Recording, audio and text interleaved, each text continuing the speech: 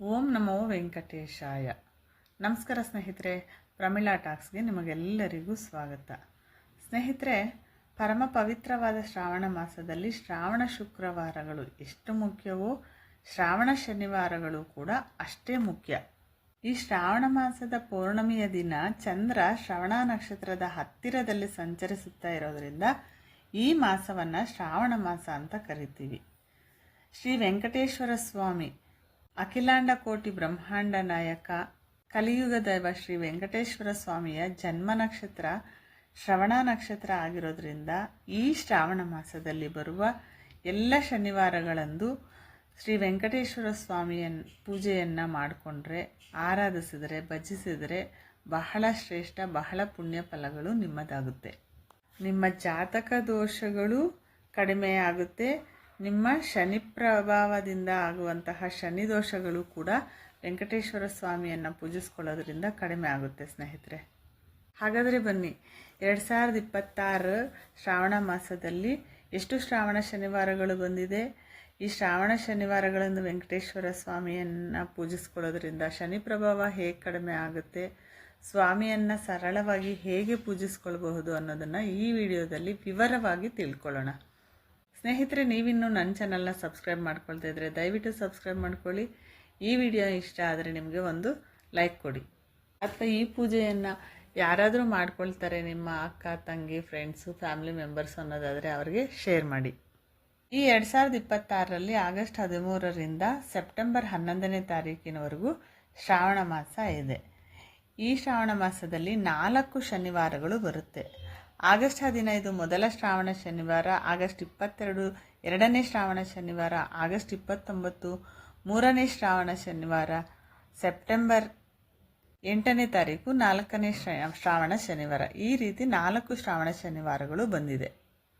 ಸ್ನೇಹಿತರೆ, ಈ 4 ಶ್ರಾವಣ ಶನಿವಾರಗಳಂದು ನೀವು ಶ್ರದ್ಧಾಭಕ್ತಿಯಿಂದ ವೆಂಕಟೇಶ್ವರ ಸ್ವಾಮಿಯನ್ನು ಪೂಜಿಸಿಕೊಂಡಿದ್ದೇ ಆದರೆ ನಿಮ್ಮ ಜಾತಕದಲ್ಲಿ ಏನಾದರೂ ದೋಷಗಳಿದ್ದರೆ, ಅವುಗಳ ಪ್ರಭಾವದಿಂದ ನೀವು ಕಷ್ಟಗಳನ್ನು ಅನುಭವಿಸ್ತಾ ಇದ್ದರೆ, ನೀವು ಈ 4 ಶನಿವಾರಗಳನ್ನು ಸ್ವಾಮಿಯನ್ನು ಪೂಜಿಸ್ಕೊಳ್ಳೋದ್ರಿಂದ ಆ ನಿಮ್ಮ ಜಾತಕ ದೋಷಗಳೆಲ್ಲ ಕಡಿಮೆ ಆಗುತ್ತೆ, ತೊಲಗಿ ಹೋಗುತ್ತೆ.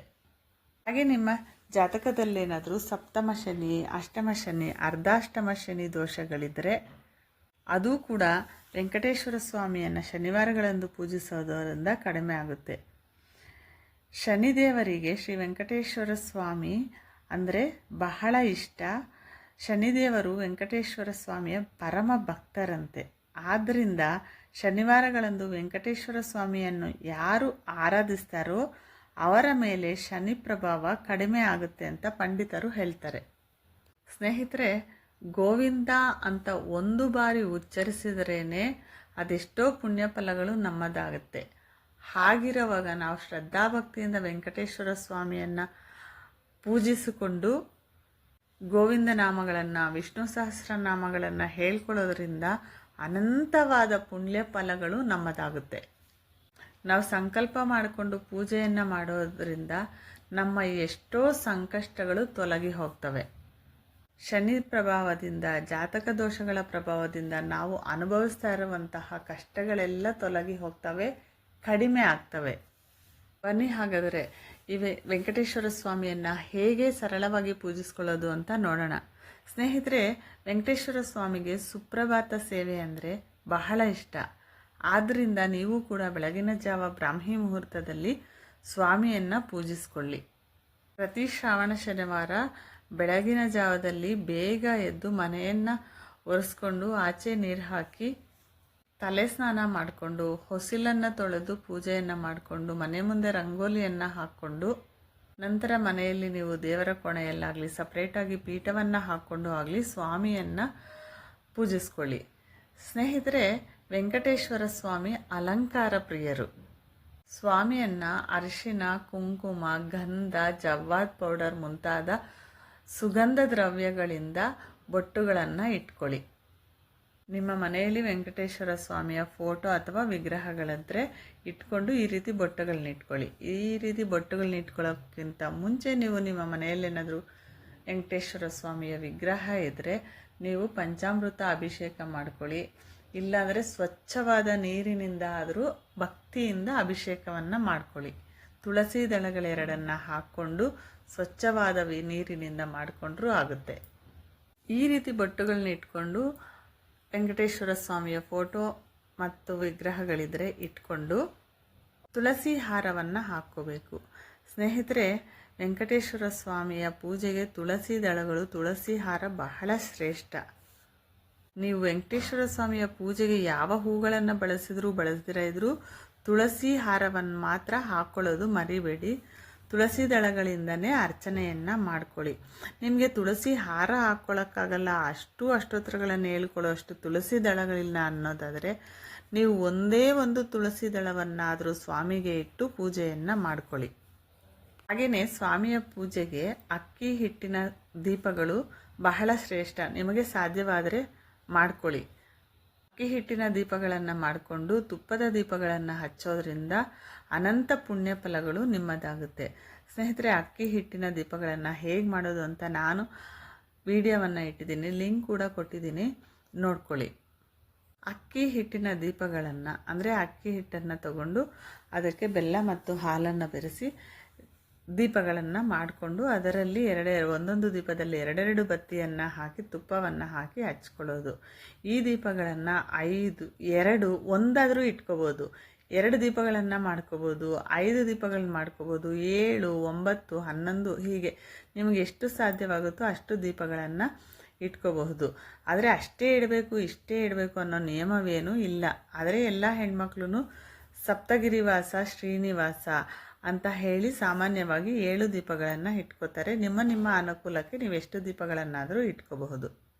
ಈ ರೀತಿ ಅಕ್ಕಿ ಹಿಟ್ಟಿನ ದೀಪಗಳನ್ನು ಅರಳಿ ಮರದ ಎಲೆಗಳ ಮೇಲೆ ಇಟ್ಟು ಹಚ್ಚಿದ್ರೆ ಬಹಳ ಉತ್ತಮವಾದ ಪುಣ್ಯ ಫಲಗಳು ನಿಮ್ಮದಾಗುತ್ತೆ. ಈ ಶ್ರಾವಣ ಶನಿವಾರಗಳಂದು ಅರಳಿ ಮರವನ್ನು ಪೂಜಿಸಿ ಅರಳಿ ಮರದ ಮುಂದೆ ಅಕ್ಕಿ ಹಿಟ್ಟಿನ ತುಪ್ಪದ ದೀಪಗಳನ್ನು ಇಟ್ಟರೆ ಸಂತಾನವಿಲ್ಲದವರಿಗೆ ಸಂತಾನ ಪ್ರಾಪ್ತಿಯಾಗುತ್ತೆ. ಅಥವಾ ಜಾತಕ ದೋಷಗಳಿಂದ, ಶನಿ ದೋಷಗಳಿಂದ ಕಷ್ಟಪಡ್ತಾ ಇರೋರಿಗೆ ಅವರ ಕಷ್ಟಗಳು ಪರಿಹಾರ ಆಗುತ್ತೆ ಅಂತ ಪುರಾಣಗಳು ಹೇಳ್ತವೆ.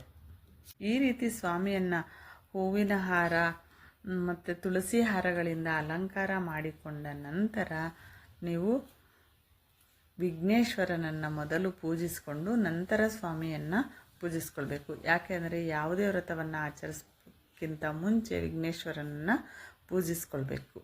ನಂತರ ನೀವು ತುಳಸಿ ದಳಗಳಿಂದ ಸ್ವಾಮಿಗೆ ಗೋವಿಂದ ನಾಮಗಳನ್ನು ಹೇಳಿಕೊಂಡು ಒಂದೊಂದು ನಾಮಕ್ಕೂ ಒಂದೊಂದು ತುಳಸಿ ದಳವನ್ನು ಇಡ್ತಾ ಸಮರ್ಪಿಸ್ತಾ ಶ್ರದ್ಧಾಭಕ್ತಿಯಿಂದ ಸ್ವಾಮಿಯನ್ನು ಪೂಜಿಸ್ಕೊಳ್ಳಿ. ಹಾಗೆಯೇ ಕರ್ಪೂರದಿಂದ ಕೂಡ ನೀವು ಸ್ವಾಮಿಯನ್ನು ಇದೇ ರೀತಿ ಗೋವಿಂದ ನಾಮಗಳನ್ನು, ವಿಷ್ಣು ಸಹಸ್ರನಾಮಗಳನ್ನು ಹೇಳಿಕೊಂಡು ಅರ್ಚನೆಯನ್ನು ಮಾಡ್ಕೋಬಹುದು. ಇಷ್ಟೊಂದು ಕರ್ಪೂರವನ್ನು 108 ನಾಮಗಳು ಹೇಳ್ಕೊತೀವಿ. ಏನು ಮಾಡೋದು ಅಂತಂದರೆ ನೀವು ಅದೇ ಕರ್ಪೂರವನ್ನು ಆ ದಿನದ ಸ್ವಾಮಿಯ ಆರತಿಗೆ ಬಳಸ್ಬೋದು ಮತ್ತು ಲಕ್ಷ್ಮೀ ಅಮ್ಮನವರ ಆರತಿಗೆ ಬಳಸ್ಬೋದು. ಇಲ್ಲ ಅಂದರೆ ನೀವು ಯಾವುದಾದ್ರೂ ದೇವಾಲಯಕ್ಕೆ ಹೋದರೆ ಆ ದೇವಾಲಯದ ಮುಂದೆ ಇರುವಂತಹ ಧ್ವಜಸ್ತಂಭದ ಮುಂದೆ ಅಷ್ಟು ಕರ್ಪೂರವನ್ನು ಹಚ್ಚಬಹುದು. ಸ್ವಾಮಿಗೆ ನೈವೇದ್ಯವನ್ನು ಏನಿಟ್ಕೋಬೇಕಪ್ಪ ಅಂದರೆ ಸ್ವಾಮಿಗೆ ಮೊಸರನ್ನ ಅಂದರೆ ಬಹಳ ಇಷ್ಟ. ನೀವು ಮೊಸರನ್ನವನ್ನು ಇಟ್ಕೋಬೋದು, ಸಿಹಿ ಅನ್ನವನ್ನು ಇಟ್ಕೋಬೋದು, ಎಳ್ಳಿನಿಂದ ಮಾಡಿರುವಂತಹ ಉಂಡೆಗಳನ್ನು ನೈವೇದ್ಯವಾಗಿ ಇಟ್ಕೋಬಹುದು.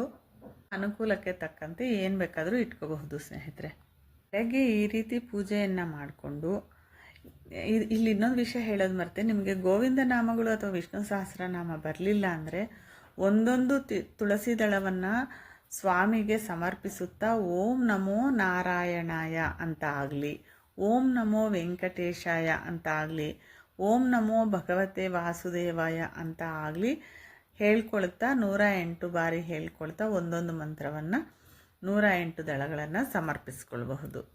ಈ ರೀತಿ ಬೆಳಗ್ಗೆ ಪೂಜೆಯನ್ನು ಮಾಡಿಕೊಂಡ ನಂತರ ನೀವು ಸಾಯಂಕಾಲ ಕೂಡ ಗೋಧೂಳಿ ಸಮಯದಲ್ಲಿ ಮತ್ತೆ ದೀಪಗಳನ್ನು ಹಚ್ಚಿ ಪೂಜೆಯನ್ನು ಮಾಡ್ಕೋಬೇಕು. ಸ್ವಾಮಿಗೆ ಆರತಿಯನ್ನು ಮಾಡಬೇಕು. ಅಂದರೆ ನೀವು ಹಚ್ಚಿರ್ತೀರ ಅಲ್ವಾ ಅಕ್ಕಿ ಹಿಟ್ಟಿನ ದೀಪಗಳು, ಅದೇ ದೀಪಗಳನ್ನು ಮತ್ತೆ ಹಚ್ಚಬಾರ್ದು.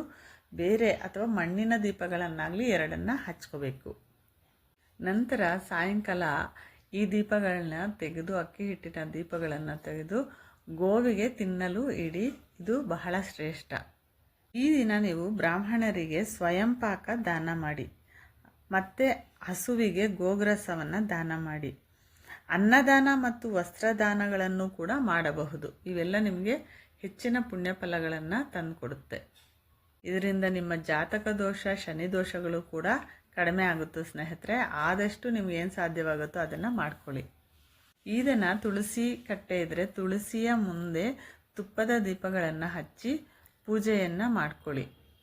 ಹಾಗೆಯೇ ಸಪ್ತ ಶನಿವಾರಗಳ ವ್ರತವನ್ನು ಪ್ರಾರಂಭಿಸಬೇಕು ಅಂತ ಇರೋರು ಈ ಶ್ರಾವಣ ಮಾಸದಲ್ಲಿ ಯಾವುದೇ ಶನಿವಾರದಂದು ಸಪ್ತ ಶನಿವಾರ ವ್ರತವನ್ನು ಪ್ರಾರಂಭಿಸ್ಕೊಳ್ಬಹುದು. ಬಹಳ ಶ್ರೇಷ್ಠ ಶ್ರಾವಣ ಮಾಸದ ಶನಿವಾರಗಳಂದು ಪ್ರಾರಂಭಿಸಿದರೆ.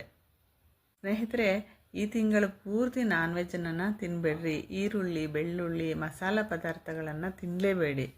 ಸ್ನೇಹಿತರೆ, ಈ ರೀತಿ ಶ್ರಾವಣ ಮಾಸದಲ್ಲಿ ಪ್ರತಿ ಶ್ರಾವಣ ಶನಿವಾರ ವೆಂಕಟೇಶ್ವರ ಸ್ವಾಮಿಯನ್ನು ಶ್ರದ್ಧಾಭಕ್ತಿಯಿಂದ ಪೂಜಿಸ್ಕೊಳ್ಳಿ. ನಿಮಗೆ ಸಾಧ್ಯವಾದರೆ ನಿಮಗೆ ಹತ್ತಿರದಲ್ಲಿರುವಂತಹ ವೆಂಕಟೇಶ್ವರ ಸ್ವಾಮಿಯ ಆಲಯಕ್ಕೆ ಹೋಗಿ ದರ್ಶನ ಮಾಡ್ಕೊಂಡು ಬನ್ನಿ. ಸ್ವಾಮಿಯನ್ನು ಮನಸಾರೆ ನಂಬಿ ನಿಮ್ಮ ಕಷ್ಟಗಳನ್ನು ಹೇಳಿಕೊಂಡು ಸಂಕಲ್ಪವನ್ನು ಮಾಡಿಕೊಂಡು ನೀವು ಪೂಜಿಸ್ಕೊಂಡಿದ್ದೆ ಆದರೆ ಖಂಡಿತ ನಿಮ್ಮ ಕಷ್ಟಗಳು ತೊಲಗಿ ಹೋಗ್ತವೆ. ನಾನು ಪ್ರತಿ ಸರ್ತಿ ಹೇಳ್ತಿರ್ತೀನಿ, ನೀವು ಪೂಜೆ ಮಾಡಿದಾಗ ಅಷ್ಟೇ ಅಲ್ಲ, ಶನಿವಾರದ ಪ್ರತಿ ಶನಿವಾರ ದಿನ ಪೂರ್ತಿ ಶ್ರಾವಣ ಶನಿವಾರಗಳಿರುವಂತಹ ಶ್ರಾವಣ ಮಾಸದ ಪೂರ್ತಿನೂ ನೀವು ಸ್ವಾಮಿಯನ್ನು ಒಳ ಮನಸ್ಸಿನಲ್ಲಿ ಜಪಿಸ್ತಾನೇ ಇರ್ರಿ. ಆದಷ್ಟು ನಿಮ್ಮ ಮನೆಯಲ್ಲಿ ಟಿವಿಯಲ್ಲಿ ಸ್ವಾಮಿಯ ಅಷ್ಟೋತ್ತರಗಳು ಮತ್ತು ವಿಷ್ಣು ಸಹಸ್ರನಾಮ, ಗೋವಿಂದ ನಾಮಗಳನ್ನು ಹಾಕಿ ಬಿಟ್ಬಿಡಿ. ನಿಮ್ಮ ಮನೆಗೆ ಇದೊಂದು ಪಾಸಿಟಿವ್ ಎನರ್ಜಿ ತಂದುಕೊಡುತ್ತೆ. ಏನಾದರೂ ದುಷ್ಟಶಕ್ತಿಗಳಿದ್ದರೆ ಹೊರ ಹಾಕುತ್ತೆ. ಪ್ರತಿ ಶನಿವಾರವೂ ಕೂಡ ಮನೆಯಲ್ಲಿ ಧೂಪವನ್ನು ಹಾಕ್ಕೊಳ್ಳಿ. ಇದು ನಿಮ್ಮ ಮನೆಗೆ ಧನಾತ್ಮಕ ಶಕ್ತಿಯನ್ನು ಹೆಚ್ಚಿಸುತ್ತೆ. ಹೀಗೆ ಸರಳವಾಗಿ ವೆಂಕಟೇಶ್ವರ ಸ್ವಾಮಿಯ ಪೂಜೆಯನ್ನು ಮಾಡ್ಕೊಳ್ತೀರಾ ಅಂತ ಆಶಿಸ್ತಾ, ಸ್ನೇಹಿತರೆ, ನಿಮ್ಗೆ ಈ ವಿಡಿಯೋ ಇಷ್ಟ ಆದರೆ ಒಂದು ಲೈಕ್ ಕೊಡಿ, ನನ್ನ ಚಾನಲ್ನ ಸಬ್ಸ್ಕ್ರೈಬ್ ಮಾಡ್ಕೊಳ್ಳಿ. ಮತ್ತೊಂದು ಉತ್ತಮವಾದ ವಿಡಿಯೋದೊಂದಿಗೆ ಮತ್ತೆ ಸಿಗೋಣ. ನಮಸ್ಕಾರ.